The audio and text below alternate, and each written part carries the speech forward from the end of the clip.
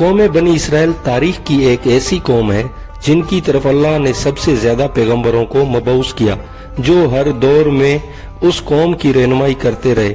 اللہ نے بنی اسرائیل کو ایک لمبے عرصے تک دوسری اقوام پر سبقت دی اور دنیاوی عروج عطا فرمائی۔ بنی اسرائیل کی بہت سی نعمتوں سے نوازا گیا تھا اور مقدس سرزمین بھی عطا کی گئی۔ اس کے باوجود یہ قوم اللہ کی نافرمان ثابت ہوئی۔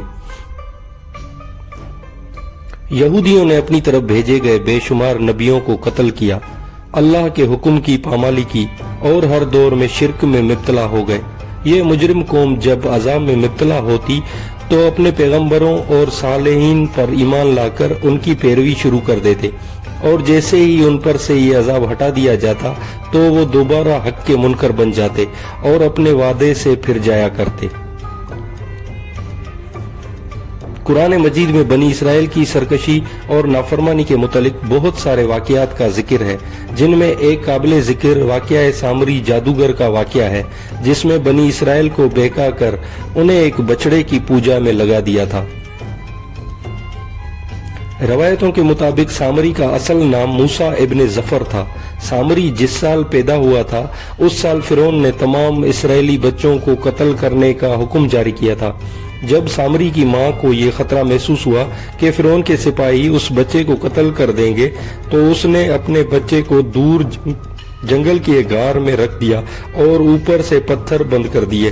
ادھر اللہ نے اپنے فرشتے جبرائیل امین کو اس بچے کی حفاظت اور غذا دینے کے کام پر مامور کر دیا، لہذا جبرائیل علیہ السلام اس غار میں آتے اور اپنی انگلی اس بچے کو چٹا دیتے، جس سے دودھ اور شہد جاری ہو جاتا۔ اس طرح حضرت جبرائیل نے اللہ کے حکم سے اس کو اپنی انگلی سے دودھ پلا کر پالا اور اسی غار میں وہ پل کر بڑا ہو گیا۔ اس کا نام بھی موسیٰ تھا اور حضرت موسیٰ علیہ السلام کا نام بھی موسیٰ تھا۔ ایک طرف موسیٰ سامری جادوگر کو جبرائیل علیہ السلام نے پالا تھا تو دوسری طرف حضرت موسیٰ علیہ السلام کی پرورش فرعون کے گھر میں ہوئی تھی، مگر اللہ کی قدرت یہ ہوئی کہ فرعون کے گھر پرورش پانے والا موسیٰ علیہ السلام اللہ کے رسول ہوئے اور جبرائیل علیہ السلام کا پالا ہوا موسیٰ سامری کافر بن گیا۔ دراصل جب اللہ رب العزت نے بنی اسرائیل کو فرعون کی غلامی سے نجات دی اور فرعون کو اس کے لشکر سمیت دریائے نیل میں غرق کر دیا تو یہ قوم حضرت موسیٰ علیہ السلام کے ساتھ وادی سینا کی طرف ہجرت کر گئی۔ وہاں اللہ نے موسیٰ علیہ السلام سے وعدہ کیا کہ انہیں مقدس کتاب توریت عطا کی جائے گی، جو بنی اسرائیل اور بعد کے آنے والے لوگوں کے لیے ہدایت ہوگی۔ حضرت موسیٰ علیہ السلام کو یہ حکم ملا کہ وہ 30 راتوں کے لیے کوہ طور پر قیام کرے، اس کے بعد انہیں توریت دی جائے گی۔ لہٰذا حضرت موسیٰ علیہ السلام نے اپنے بھائی ہارون علیہ السلام کو اپنا خلیفہ مقرر کیا اور بنی اسرائیل کو اپنے بھائی کے سپرد کر کے انہیں یہ کام سونپا کہ جب تک آپ کوہ طور سے واپس نہ لوٹیں گے وہ اس قوم کے مسائل کو دیکھیں گے اور ان کا انتظام سنبھالیں گے۔ موسیٰ علیہ السلام کوہ طور پر چلے گئے، جہاں آپ نے پورے 1 ماہ روزے اور عبادت میں مشغول ہو گئے۔ ادھر شیطان مردود کو بنی اسرائیل کو بہکانے کا ایک سنہری موقع مل گیا، لہذا سامری نے بنی اسرائیل کو بھٹکانے کا ارادہ کیا۔ موسیٰ سامری بنی اسرائیل کے ساتھ مصر سے ہجرت کر کے آیا تھا۔ جب موسیٰ علیہ السلام کو کوہ طور سے واپس آنے میں تاخیر ہوئی اور 30 دن سے بھی زیادہ ہو گئے تو سامری نے بنی اسرائیل میں یہ افواہ پھیلا دی کہ موسیٰ علیہ السلام کی موت ہو گئی ہے۔ اس نے بنی اسرائیل سے کہا کہ تم لوگ اپنے سونے چاندی کے زیورات میرے پاس رکھ دو تاکہ آگے سفر میں یہ قیمتی سامان کہیں کھو نہ جائے، کیونکہ وہ ایک معزز شخص مانا جاتا تھا، لہذا بنی اسرائیل نے تمام سونا چاندی اسے دے دیا۔ اس نے آگ کی ایک بھٹی جلائی اور ان تمام زیورات کو اس بھٹی میں ڈال دیا۔ دیکھتے ہی دیکھتے سونا چاندی پگھلنے لگا اور اس بھٹی سے ایک گائے کے بچڑے کی شکل کا ایک مجسمہ نکلا۔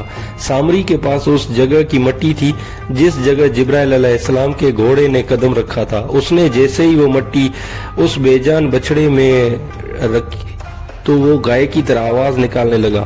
سامری نے بنی اسرائیل سے کہا، موسیٰ تو اپنے خدا کی تلاش میں طور پر گئے ہیں، جبکہ خود خدا ہمارے پاس تشریف لائے ہیں۔ اس نے بچڑے کی طرف اشارہ کر کے کہا کہ یہی خدا ہے۔ اس کی اس گمراہ تقریر سے بنی اسرائیل کو اس بچڑے کے خدا ہونے پر یقین آ گیا۔ انہوں نے اس بچڑے کو پوجنا شروع کر دیا اور اس کے آگے سجدہ کرنے لگے۔ 12,000 آدمیوں کے سوا ساری قوم نے اس سونے کے بچڑے کی عبادت شروع کر دی۔ ادھر کوہ طور پر مسلسل 40 دن روزے اور عبادت کے بعد موسیٰ علیہ السلام کو اللہ کا کلام ملا جو 10 مقدس تختیوں پر تحریر کیے گئے تھے۔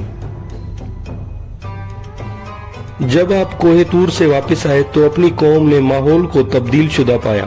ہر طرف کفر اور شرک کی بو آ رہی تھی اور لوگ ایک بچڑے کی پوجا میں مصروف تھے۔ یہ دیکھ کر حضرت موسیٰ غضبناک ہو گئے اور آپ پر جلال طاری ہو گیا۔ آپ نے اپنے بھائی ہارون کو داڑھی سے پکڑ کر گھسیٹنا شروع کر دیا اور غصے میں کہا کہ میں نے تمہیں اس قوم کی ذمہ داری دی تھی، پھر یہ شرک کیسے ہو گیا؟ لوگ اس بچڑے کی پوجا کیوں کر رہے ہیں؟ حضرت ہارون علیہ السلام نے کہا کہ اے میرے بھائی، مجھ پر ملامت نہ کرو۔ اس قوم نے میری بات نہ مانی اور مجھے کمزور کر دیا۔ میرے لاکھ سمجھانے کے باوجود یہ اس عمل میں پڑ گئے اور مجھے جان سے مارنے کی دھمکی بھی دی، لیکن میں ان میں شامل نہیں ہوں۔ لہٰذا موسیٰ علیہ السلام کا جلال کچھ کم ہوا تو آپ نے اللہ سے اپنے بھائی کی بخشش کی دعا فرمائی۔ بنی اسرائیل نے جب موسیٰ علیہ السلام کو دیکھا تو وہ بہت شرمندہ ہوئے اور اپنے اس شرکیہ عمل پر ملامت کرنے لگے۔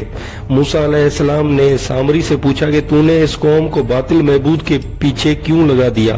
تو سامری نے کہا کہ میرے نفس نے مجھے اس کام کے لیے مجبور کیا تھا اور یہ میری فریب کاری تھی۔ حضرت موسیٰ نے اس بچڑے کو جلا کر راکھ کر دیا اور اس کے ٹکڑے ٹکڑے کر کے سمندر میں بہا دیا۔ روایتوں میں آتا ہے کہ موسیٰ علیہ السلام پر یہ حکم نازل ہوا کہ آپ 80 آدمیوں کو منتخب کر کے کوہ طور پر لے جائیں اور یہ سب لوگ بچڑا پوجنے والوں کی طرف سے معذرت طلب کرتے ہوئے یہ دعا مانگے کہ بچڑا پوجنے والوں کے گناہ معاف ہو جائیں۔ لہٰذا موسیٰ علیہ السلام نے چن چن کر اچھے اور صالح آدمیوں کے ساتھ لیا اور کوہ طور پر تشریف لے گئے۔ جب لوگ وہاں معافی طلب کرنے لگے تو اللہ کی طرف سے آواز آئی، اے بنی اسرائیل، میں ہی خدا ہوں اور میرے سوا کوئی معبود نہیں۔ میں نے ہی تم لوگوں کو فرعون کے ظلم سے نجات دلا کر تم لوگوں کو بچایا ہے، لہٰذا تم لوگ فقط میری ہی عبادت کرو اور میرے سوا کسی کو مت پوجو۔ اللہ کا یہ کلام سن کر یہ 80 آدمی کہنے لگے، اے موسیٰ، ہم ہرگز آپ کی بات نہ مانیں گے جب تک ہم اللہ کو اپنے سامنے نہ دیکھ لیں۔ یہ 80 آدمی اپنی ضد پر قائم رہے کہ ہم کو اللہ کا دیدار کروائیں، ورنہ ہم ہرگز نہ مانیں گے۔ حضرت موسیٰ علیہ السلام نے انہیں بہت سمجھایا لیکن وہ اپنی بات پر اڑے رہے، یہاں تک کہ اللہ نے اپنے جلال کا اظہار کچھ اس طرح کیا کہ ایک فرشتہ بھیجا جس نے ایک خوفناک چیخ ماری جس سے ان لوگوں کے دل پھٹ گئے اور یہ لوگ مر گئے۔ حضرت موسیٰ علیہ السلام نے اللہ سے ان کے دوبارہ زندہ ہونے کی دعا مانگی تو یہ لوگ دوبارہ زندہ ہو گئے اور اللہ پر ایمان لے آئے۔ اللہ کے حکم سے حضرت موسیٰ علیہ السلام نے سامری کو بنی اسرائیل سے نکال دیا اور کسی کو بھی یہ حق نہیں دیا کہ اس سے رابطہ رکھے۔ بعض مفسرین نے لکھا کہ سامری کا جرم ثابت ہونے کے بعد موسیٰ علیہ السلام نے بددعا کی اور اللہ نے اسے ایسی بیماری میں مبتلا کیا کہ جب تک وہ زندہ رہا کوئی اس کے قریب نہ جاتا تھا۔